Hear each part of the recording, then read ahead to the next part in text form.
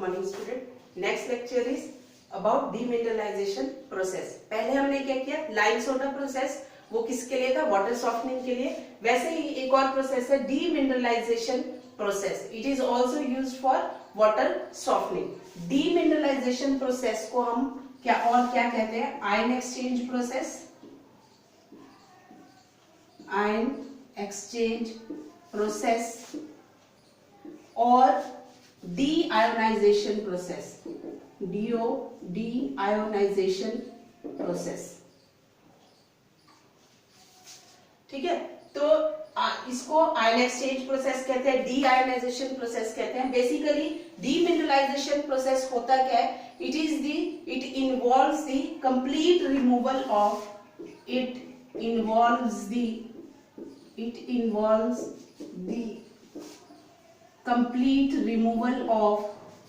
complete removal of cations and anions present in water.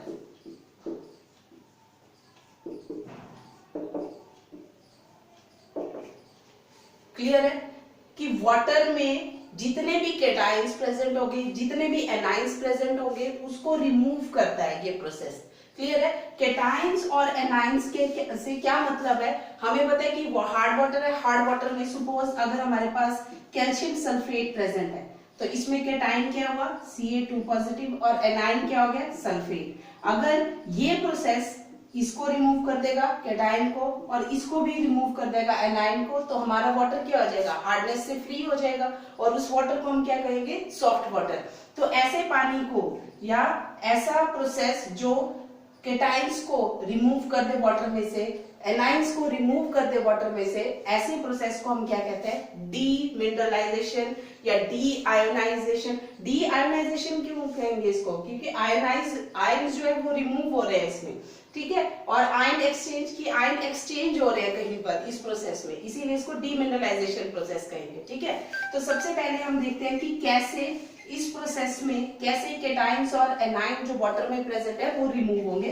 तो उसके लिए सबसे पहले तो हम इसका देखेंगे डीमिनरलाइजेशन प्रोसेस में इसका एपरेटस. तो सबसे पहले हमारे पास आया, चलो उससे पहले ये कर लेते हैं कि डीमिनरलाइजेशन प्रोसेस में होता क्या क्या है.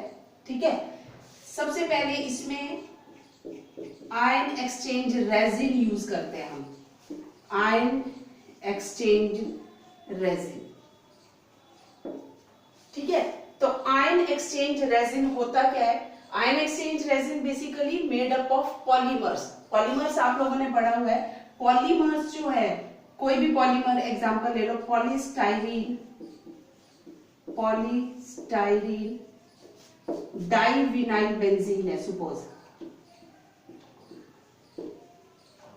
ठीक है, पॉलीस्टाइरीन डाइविनाइल बेंजीन, इसको जोड़ के जो भी आपका रिजल्टिंग जो भी नेटवर्क बनता है, जो भी प्रोडक्ट बनता है, उसको हम क्या कह सकते हैं, ion exchange resin. Basically ion exchange resin is made up of cross linked polymer. आपको पता है क्रॉस लिंक्ड पॉलीमर बहुत स्टेबल होते हैं. ठीक है, तो इसीलिए जो आयन एक्सचेंज रेजिन है वो पॉलीमर से बने होते हैं. क्लियर. और आयन एक्सचेंज रेजिन जो है that is of two types. ठीक है, first is cation exchange resin, cation exchange resin, और second is anion exchange resin. पहले तो आप लोगों को ये पता होना चाहिए कि केटाइन एक्सचेंज रेजिन क्या है, एनाइन एक्सचेंज रेजिन क्या है और आयन एक्सचेंज रेजिन क्या है. तो सबसे पहली बात, आयन एक्सचेंज रेजिन किससे बनाता है, पॉलीमर से बनाता है. पूरा स्ट्रक्चर जो है पॉलीमर ही होगा बेसिकली. ठीक है, और ion exchange resin two types का है. First is cation exchange resin and other is anion exchange resin. Cation exchange resin क्या हो गया, जब जो हमारे पास आयन एक्सचेंज रेजिन है, जब उसके साथ कैसा ग्रुप होगा, एसिडिक ग्रुप अटैच होगा. अगर एसिडिक ग्रुप इज अटैच्ड, ठीक है, तो उसको हम केटाइन एक्सचेंज रेजिन कहेंगे. एसिडिक ग्रुप मतलब कि कोई भी सपोज आर है आपका, आर जो है that is the whole network of polymer, ये आयन एक्सचेंज रेजिन है. सपोज आर जो है that is represented for use for ion exchange resin. ठीक है, जब इस आयन एक्सचेंज रेजिन में हम कोई भी एसिडिक ग्रुप ऐड कर देते हैं, ठीक है, मान लो COH ग्रुप है या सल्फोनिक SO3H है, ठीक है, ये ग्रुप है, एसिडिक ग्रुप है। अगर ये एसिडिक ग्रुप हम इसके साथ अटैच कर देते हैं तो वो कौन सा रेजिन होगा आपका, केटाइन एक्सचेंज रेजिन। और एसिडिक ग्रुप है तो एसिड से हमारा H आता है, तो इसीलिए केटाइन एक्सचेंज रेजिन को हम रिप्रेजेंट कर सकते हैं R और H से। H मींस एसिडिक ग्रुप लगा होगा और R मींस क्या होगा, वहां पर पूरा जो पॉलीमर का जो नेटवर्क है उसको हमने R से डिनोट कर दिया, और H acidic group. Same is the case with A9 exchange resin. Anion exchange resin क्या हो गया आपका, कि पूरा R से हमने डिनोट कर दिया जो सारा पॉलीमर का नेटवर्क है, और इसमें जब हमारा बेसिक ग्रुप लग गया, जैसे उसमें एसिडिक ग्रुप लगा वैसे इसमें कोई बेसिक ग्रुप जब ऐड हो जाए तो वो क्या हो जाएगा आपका, एनाइन एक्सचेंज रेजिन, और इसको डिनोट करेंगे हम ROH से। इसको हम R-OH से भी डिनोट कर सकते हैं, ठीक है, कि क्या पता है यहाँ पे R पॉलीमर का कोई और नेटवर्क हो, यहाँ पे पॉलीमर कोई और हो। क्लियर है, तो RH हो गया आपका केटाइन एक्सचेंज रेजिन और R-OH हो गया हमारा एनाइन एक्सचेंज रेजिन। क्लियर है, इन दोनों को डिस्टिंग्विश करने के लिए यहाँ पे हमने R ले लिया, यहाँ पे R- ले लिया। क्लियर, तो cation exchange resin represented by RH, A9 exchange resin represented by R-OH। Clear है, अब देखो इसमें कैसे जो इंप्योरिटीज है वो रिमूव होंगी वाटर से।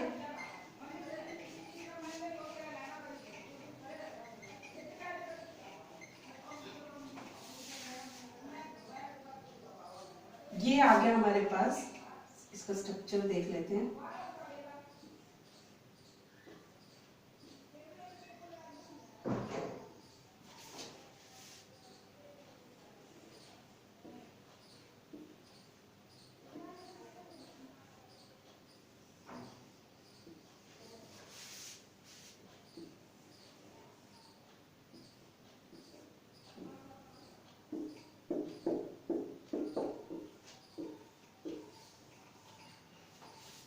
ठीक है, तो यहां पर ये आ गया हमारा केटाइन एक्सचेंज रेजिन, ये हमने शो किया, this is cation exchange resin, cation exchange resin.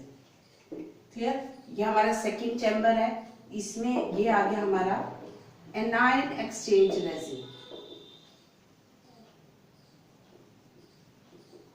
ठीक है, एंड दिस इज डीगैसिफायर।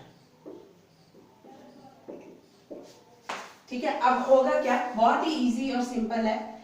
यहां से हमने इंट्रोड्यूस किया impure water, impure water that is water containing ions, cations, anions या हार्डनेस कॉजिंग वाटर।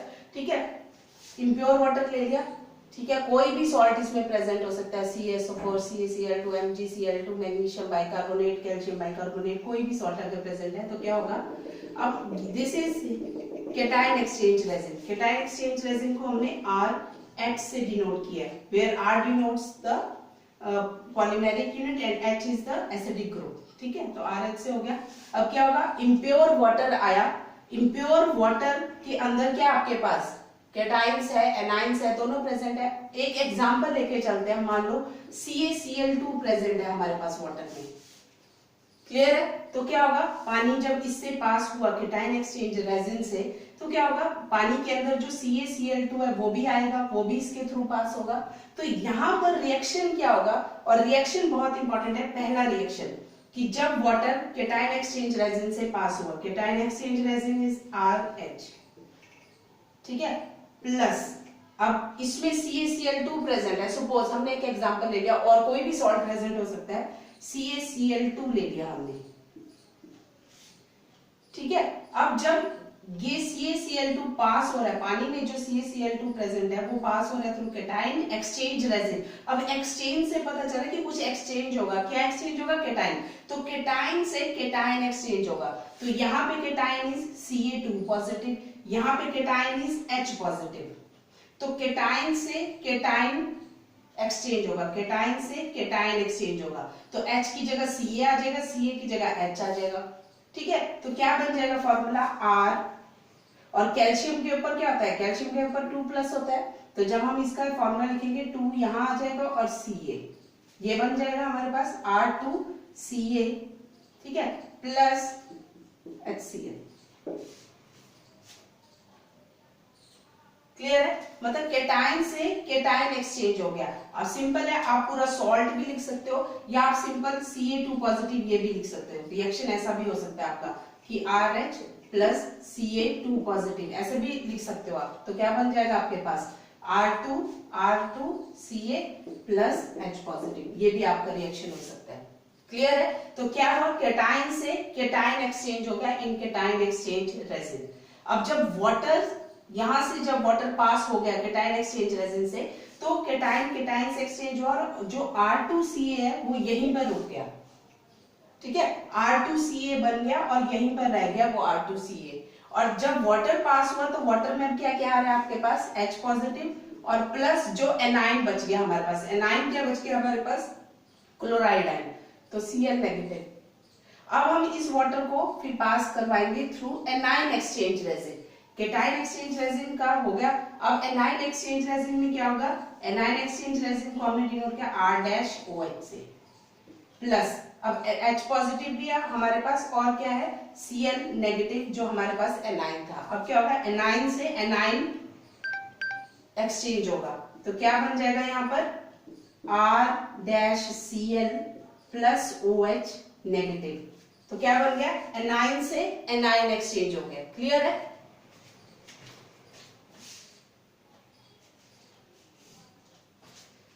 ठीक है, एनाइन से एनाइन एक्सचेंज हो गया। ठीक है, तो ये आपका क्या हो गया कि वाटर में जो इंप्योरिटी प्रेजेंट थी, क्या प्रेजेंट था, जो हार्डनेस कॉजिंग सॉल्ट था, केटाइन से केटाइन एक्सचेंज हो गया, एनाइन से एनाइन एक्सचेंज हो गया। जब वाटर यहां से आएगा तो इट मींस अब उसमें क्या प्रेजेंट है, H पॉजिटिव प्रेजेंट है और यहां से OH, H पॉजिटिव और OH, और ये पास होगा इसके थ्रू। और ये क्या है, डीगैसिफायर। डीगैसिफायर क्या है, यहां पे जब वाटर पहुंचेगा तो उसमें H पॉजिटिव प्रेजेंट है प्लस OH नेगेटिव प्रेजेंट है। इन केस अगर कोई गैस प्रेजेंट है वाटर में तो वो गैस क्या होगा, डीगैसिफायर जो है वो हमने यहाँ लगा रखा है, वो डीगैसिफायर क्या करेगा, गैस को रिमूव कर देगा और एंड में हमारे पास यहाँ पे क्या आ जाएगा, प्योर वाटर। क्या आ जाएगा, प्योर वाटर। क्लियर है? क्या हो गया, cation exchange resin, anion exchange resin, degasifier. Cation exchange resin में केटाइन एक्सचेंज होंगे, H से केटाइन एक्सचेंज होगा, एनाइन में एनाइन से एनाइन एक्सचेंज होगा, फिर H positive plus OH negative ये कंबाइंड हो जाएंगे, वाटर आ गया, इम्प्योर वाटर मिल गया। कोई अगर गैस प्रेजेंट होगी तो उसको कौन रिमूव कर देगा, डीगैसिफायर। ये है फंक्शन आपका सारा डीमिनरलाइजेशन प्रोसेस का। क्लियर है? अब देखो, जब हम बहुत देर तक यहाँ से वाटर पास करते रहेंगे और यहाँ पे सारा R2Ca बनता चलेगा और यहाँ पर क्या हो जाएगा आपके पास R-Cl।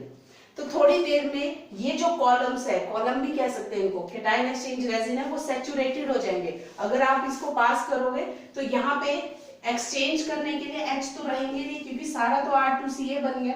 तो इसीलिए अब एपरेटस को आप फैन थोड़ी ना दोगे, तो इसीलिए हम इनका रीजेनरेशन भी करते हैं। तो ये रिएक्शन तो इंपॉर्टेंट है ही, साथ में रीजेनरेशन रिएक्शन भी इंपॉर्टेंट है। रीजेनरेशन का मतलब दोबारा से हमारे पास जहां R2Ca बन गया था इसको हमने दोबारा RH बनाना है और इसको दोबारा से हमने क्या बनाना है, R-OH। तो रीजेनरेशन करने के लिए हम क्या करते हैं, जो हमारे पास केटाइन एक्सचेंज रेजिन है उससे हम क्या करते हैं, जब वॉशिंग अलग से करते हैं, वॉशिंग के लिए हम क्या करते हैं, इससे एसिड पास करवाते हैं केटाइन एक्सचेंज रेजिन से। और एनाइन एक्सचेंज रेजिन में हम क्या करेंगे, एनाइन को जनरेट करने के लिए, एनाइन एक्सचेंज रेजिन को जनरेट करने के लिए इसमें बेस से इसको वॉश कराते हैं।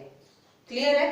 तो जब एनाइन से केटाइन एक्सचेंज रेजिन को एसिड से वॉश करेंगे तो हमारे यहाँ पर केटाइन एक्सचेंजर में क्या बना हुआ है, R2Ca। मतलब यही रिएक्शन रिवर्स हो जाएगा। क्या बनेगा हमारे पास, सैचुरेट हो गया हमारा कॉलम, R2Ca बना है, आपने उसमें से मान लो HCl पास करवा दिया। क्लियर है? तो आपके पास वही सेम केटाइन से केटाइन एक्सचेंज होगी तो क्या बनेगा, RH प्लस CaCl2। तो मतलब हमारा फिर से रीजेनरेट हो गया। ठीक है, जितना पानी आपने प्योर करना था कर लिया, प्योर प्यूरिफाई करने के बाद आपने फिर से उसको रीजेनरेट करना है, रीजेनरेट करने के लिए एसिड ऐड कर दिया। वैसे ही हम एनाइन एक्सचेंजर को रीजेनरेट करेंगे, एनाइन एक्सचेंज को रीजेनरेट करने के लिए ये हमारे पास बना था। अब हम इसमें कोई बेस पास करवा देंगे। बेस पास करवाने से हमारे पास R-OH प्लस NaCl। अब वॉशिंग में क्या हो गया, हमारे पास ये रीजेनरेट हो गए कॉलम, दोबारा R-OH बन गया, और ये जो हमारे पास हार्डनेस बन रही है कैल्शियम की परमानेंट, इसको हम क्या कर देंगे, वॉशिंग है, पानी में जा रहा है ये, तो पानी में ये प्रेजेंट है, उस पानी को हम फेंक देंगे। तो ये आपका है डीमिनरलाइजेशन प्रोसेस, जिससे कि क्या होता है, हार्डनेस कॉजिंग आयंस जो है कैटायंस और एनायंस वो कंप्लीटली रिमूव हो जाते हैं। क्लियर है? पानी पहले कैटायन एक्सचेंज रेजिन से जाएगा, फिर कैटायन एक्सचेंज हो गए, फिर एनायन एक्सचेंज रेजिन में जाएगा, एनायन एक्सचेंज हो गए, फिर डीगैसिफायर में जाएगा कि कोई अगर गैस प्रेजेंट है तो वो गैस एब्सॉर्ब हो जाएगी और यहां से आपको प्योर वाटर मिल जाएगा। क्लियर है? नेक्स्ट लेक्चर में हम करेंगे डीसैलिनेशन। Thank you.